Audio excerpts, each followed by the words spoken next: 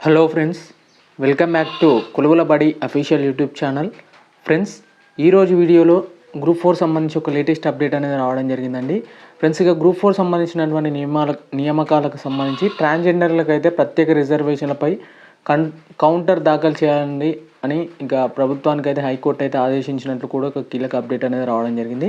ఇక తుది తీర్పునకు లోబడే గ్రూప్ 4 నియామకాలకు సంబంధించి కూడా ఇక్కడ క్లియర్గా ఒక అప్డేట్ అనేది చూసుకోవచ్చు.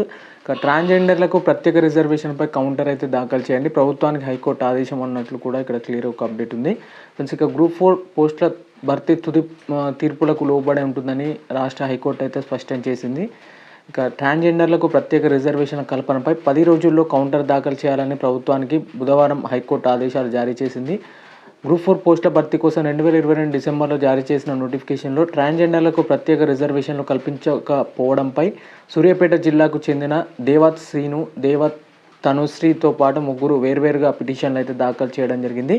ఇక దీనిపై ప్రధాన న్యాయమూర్తి justice Alok Aradhe, justice J శ్రీనివాసరావుతో కూడిన ధర్మాసనం విచారణ చేపట్టి పిటిషనర్ తరపు సీనియర్ న్యాయవాది ఎల్ రవీందర్ వాదనలు వినిపిస్తూ ట్రాన్స్జెండర్లకు ప్రత్యేక రిజర్వేషన్లు కల్పించాలని జాతీయ న్యాయ సేవాధికార సంస్థ వర్సెస్ కేంద్రం కేసులో 2014లో సుప్రీంకోర్టు ఆదేశించడం జరిగింది. ఇదే హైకోర్టు ట్రాన్స్జెండర్లకు సమాంతర రిజర్వేషన్లు కల్పించాలని ఆదేశాలు జారీ చేసిందని పేర్కొనడం జరిగింది.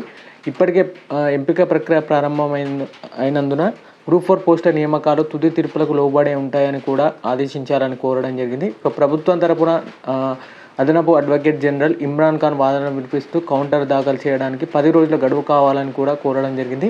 వాదనలు విన్న ధర్మాసనం కౌంటర్ దాఖలకు ప్రభుత్వానికి అవకాశం కల్పిస్తూ ఈ లేగా చేపట్టే నియామక ప్రక్రియ తుది తీర్పులకు లోబడే ఉంటుందంటూ కూడా మధ్యంతర ఉత్తర్వులు అయితే జారీ చేయడం జరిగింది. ఇక వీటికి సంబంధించి కూడా త్వరలోనే వీటికి సంబంధించిన అప్డేట్ అయితే రాబోతున్నట్టు తెలుస్తుంది. ఫ్రెండ్స్, ఇక డిఎస్సికి సంబంధించి చాలామంది క్యాండిడేట్స్ కూడా మెసేజ్ చేయడం జరిగింది ఎప్పుడు వస్తుందని. ఫ్రెండ్స్, ఇక ఈ 2-3 డేస్లో డిఎస్సికి సంబంధించినటువంటి ఫైనల్ కీతో సహా అలాగే రిజల్ట్కి సంబంధించిన ఇన్ఫర్మేషన్ కూడా రావడం జరుగుతుందండి. ఇక మన ఛానల్ని అయితే సబ్స్క్రైబ్ చేసుకొని ఉంచుకోండి, మీకు ఫర్దర్గా అప్డేట్ చేస్తూ ఉంటాను.